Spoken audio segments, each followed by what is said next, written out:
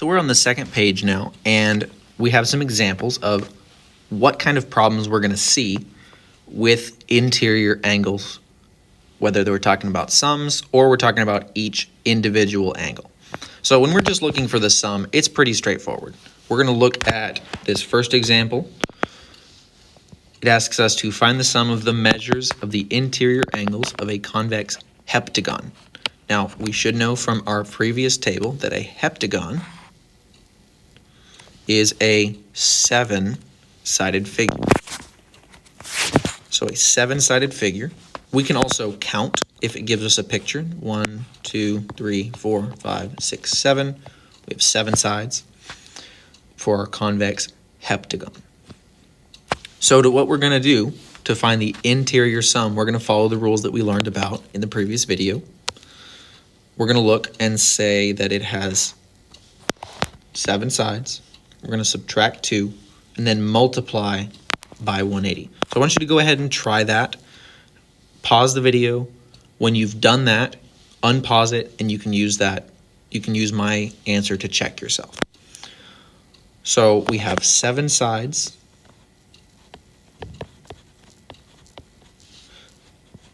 minus 2. So that's 5 total, 5 remaining, times 180.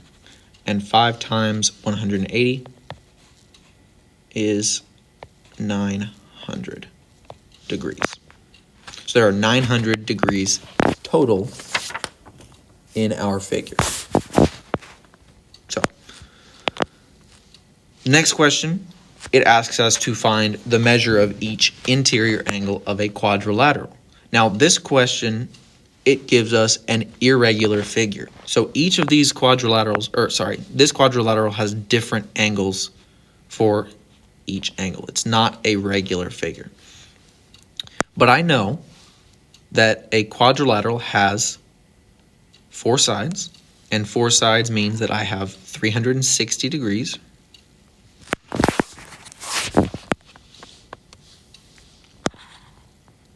So I know that the sum of all of these angles equals 360. So I'm going to write that equation down. 360 equals all 4 angles. So that's angle A, B, C, and D. And angle A and D give me some values, some x values. B and C have squares on them, and remember that means that those are right angles. So I'm just going to go around A, B, C, D.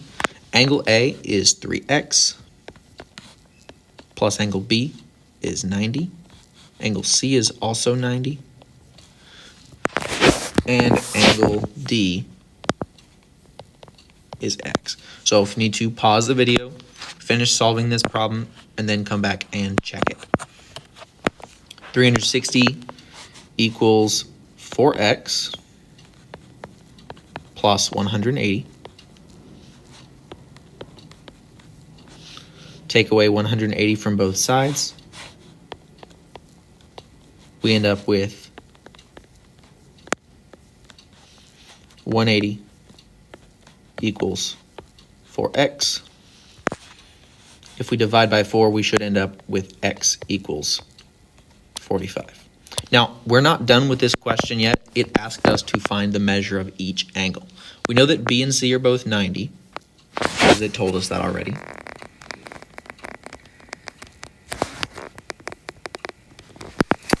And we know that angle A is 3x, so x is 45. 3 times x gives us 135. And angle D is just x, so that's 45. So now we have all of the angles, and notice there's a couple of them that are the same, but most of them are different. This is an irregular quadrilateral.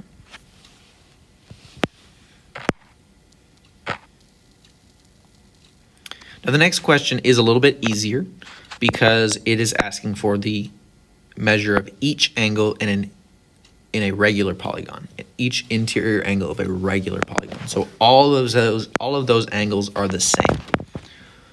What that means is what we need to do is we need to find the total and then divide it by the number of sides. This is a hexagon.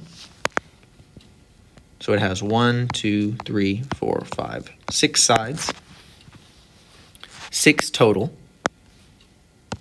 And I believe that one is in our table. Yeah, that one's in our table. But if it wasn't, we'd just multiply 4 times 180, and we get 720.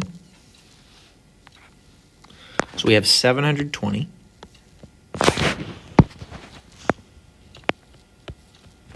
divided by the total number of angles. So 720 total.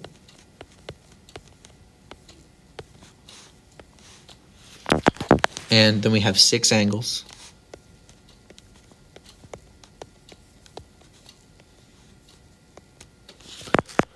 That gives us that each angle is 120 degrees.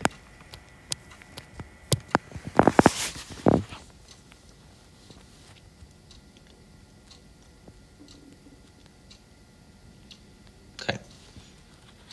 So there's really 2 kinds of ways to find interior angles when you're talking about individual angles. That depends on whether they're an irregular figure or a regular figure. One is obviously a little bit easier, but you're going to need both. Now, the last thing that we're going to talk about today is we're going to look at the measures of the exterior angles in a polygon.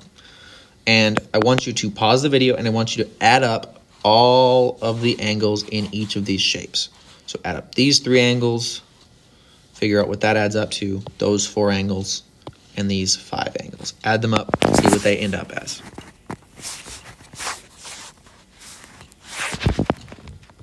Okay, so what we should have gotten is that the measures of each of these, the exterior angles, adds up to 360 on the triangle, 360 on the quadrilateral, and 360 on the pentagon.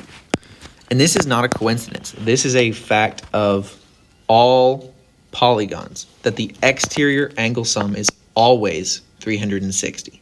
The total is always 360. That's always going to be the case. It's never going to change. So that makes things a little bit easier when I'm solving problems. I don't have to figure out what the exterior angle is before I find my interiors. I just know it automatically. So I'm going to be solving problems with these exterior angles in a very similar way as the interior angles. I'm going to add them up and set them equal to the exterior if it's an irregular figure.